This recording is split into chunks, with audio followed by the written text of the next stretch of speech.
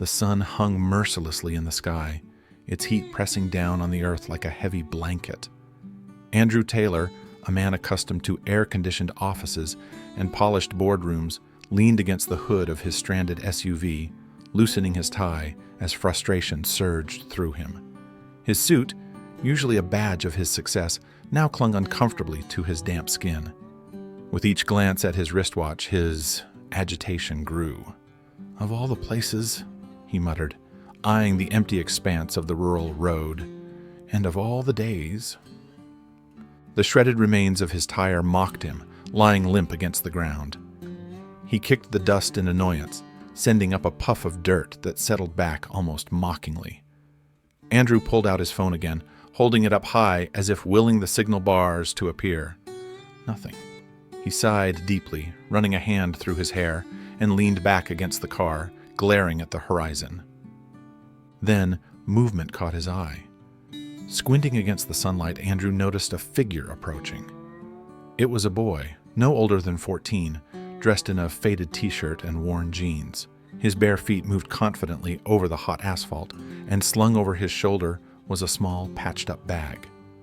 As the boy drew closer, Andrew straightened, his irritation momentarily replaced by curiosity. The boy stopped a few feet away, his dark eyes assessing the situation with calm interest. "Need help, mister?" he asked, his voice steady yet friendly. Andrew hesitated, unused to relying on others, let alone a stranger. "Yeah," he finally admitted. "Flat tire, no tools, no signal." The boy grinned, setting his bag down and kneeling beside the damaged wheel. "No problem," he said cheerfully. "My dad taught me how to handle these." Andrew watched in stunned silence as the boy retrieved a rusted wrench from his bag, his movements quick and confident. Sweat beaded on the boy's forehead, but his focus never wavered. "You're really good at this," Andrew said, more to fill the silence than anything else. The boy glanced up with a grin. "It's just a tire, mister. Nothing I can't handle." As the boy worked, Andrew felt a strange mix of relief and discomfort. Relief that someone had appeared, and discomfort at how easily this young stranger had stepped in to help. The clinking of metal against metal echoed softly in the stillness of the rural road as the boy worked diligently, his hands moving with practiced ease. Andrew stood a few feet away, arms crossed, feeling both relief and an unfamiliar pang of inadequacy. The boy, barefoot, dust on his knees, seemed entirely at ease in the blazing heat, unlike Andrew, whose polished shoes and designer watch now felt glaringly out of place. "How do you even know how to do this?" Andrew asked, his voice breaking the silence. The boy looked up briefly, a flicker of pride in his dark eyes. "My dad taught me. Said every man should know how to fix a flat. Comes in handy out here." He returned to loosening the lug nuts, his brow furrowed in concentration. Andrew nodded slowly, though he felt a pang of embarrassment. He had spent his life mastering business negotiations, navigating mergers worth millions. Yet, here he was, useless in the face of a simple flat tire. He shifted his weight awkwardly, pulling at his shirt collar as guilt began to seep into his frustration. The boy finished loosening the tire and carefully placed the spare onto the wheel hub, grunting softly with effort. Andrew couldn't help but notice the boy's small, calloused hands that clearly belonged to someone used to hard work, not soft luxuries. "You're really something," Andrew said, attempting a smile. "I'd probably still be staring at that flat if you hadn't come along." The boy glanced up, wiping sweat from his forehead with the back of his hand. He shrugged with a small grin. "It's no big deal. You looked like you needed help." When the job was done, the boy stood, dusting off his jeans. Andrew reached for his wallet, pulling out a crisp $100 bill. "Here," he said, holding it out, "for your time, and saving mine." But the boy's reaction caught Andrew off guard. He shook his head firmly, stepping back. "No, mister," he said, his voice steady but kind. "I didn't do it for money. Just wanted to help." Andrew stared at the bill in his hand, confusion and disbelief flickering across his face. "Really? Nothing?" The boy's smile widened slightly. "I've got what I need." He slung his bag over his shoulder and waved as he turned away. "Take care, mister." Andrew watched as the boy disappeared down the road, a strange weight settling in his chest. The $100 bill felt heavier than it should have as it remained in his hand, unclaimed. That night, Andrew found himself pacing his spacious living room, the glow of city lights spilling through the floor-to-ceiling windows.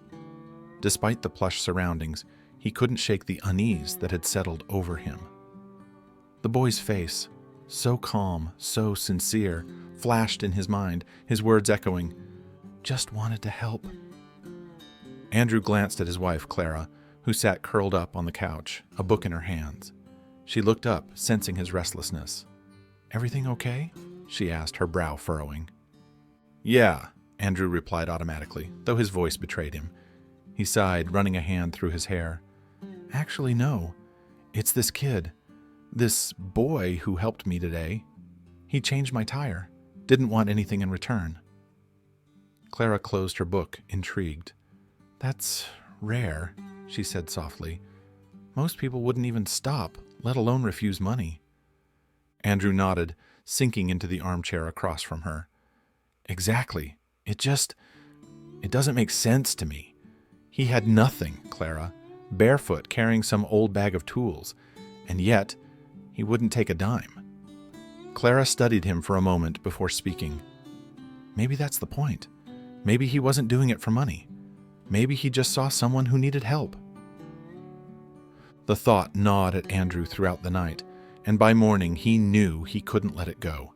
He needed to find the boy, not because he felt obligated, but because something about the encounter had unsettled him deeply, made him question things he hadn't considered before. Driving back to the stretch of road where they'd met, Andrew scanned the horizon, hoping for some clue. After asking a few locals, he was directed to a small, weathered house at the edge of the village. The house was modest, its paint peeling and the porch sagging slightly under the weight of time. Andrew hesitated for a moment before stepping up to the door and knocking firmly. It creaked open, and a woman in her late 30s appeared. Her face was lined with weariness, but her eyes held a quiet strength. "Can I help you?" she asked, her voice cautious. Andrew cleared his throat.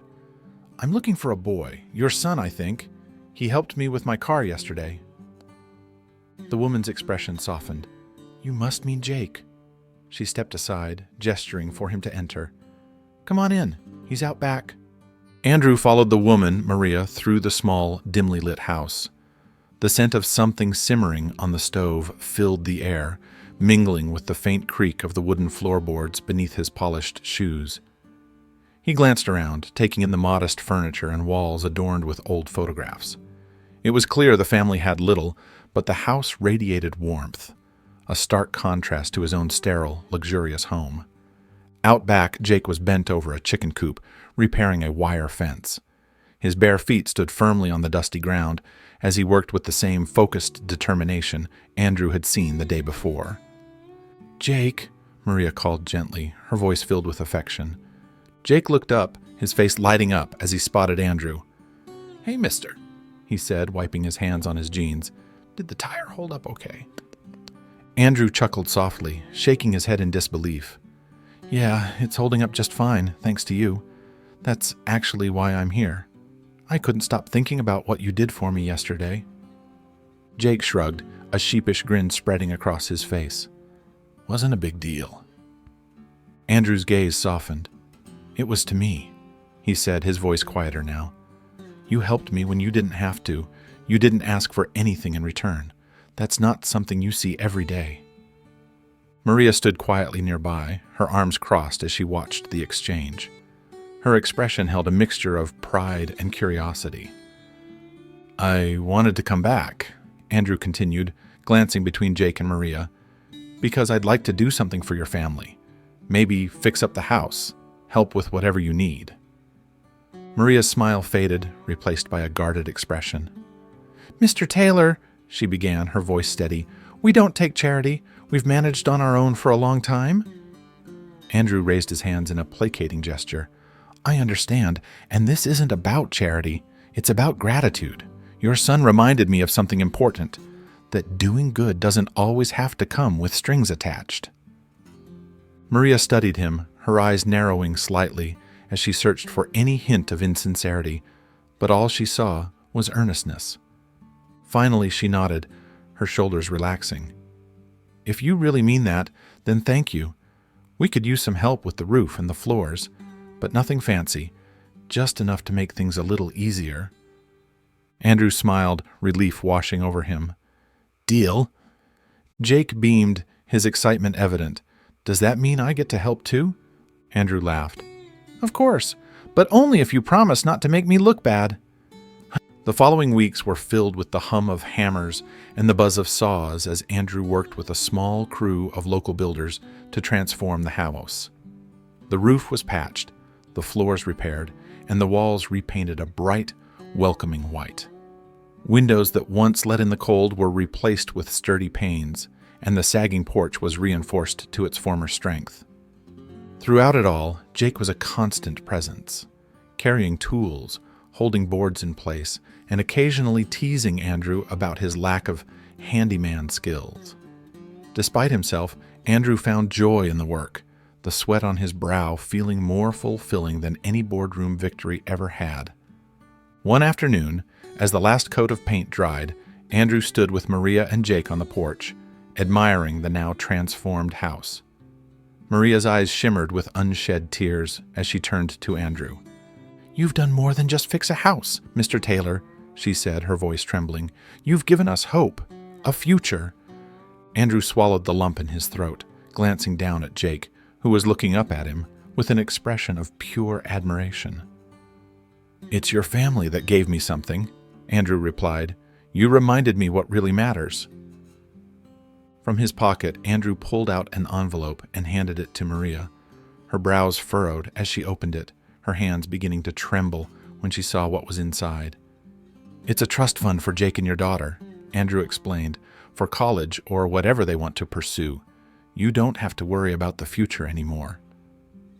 Maria's tears spilled over, and she quickly wiped them away. "Mr. Taylor, this is too much. We can't." Andrew cut her off gently. "Yes, you can. And you will. This isn't just about me giving back. It's about making sure Jake has every opportunity to keep being the amazing person he already is." Jake stepped forward, his voice small but steady. "Thank you, mister," he said, his arms wrapping tightly around Andrew. "You've changed everything for us."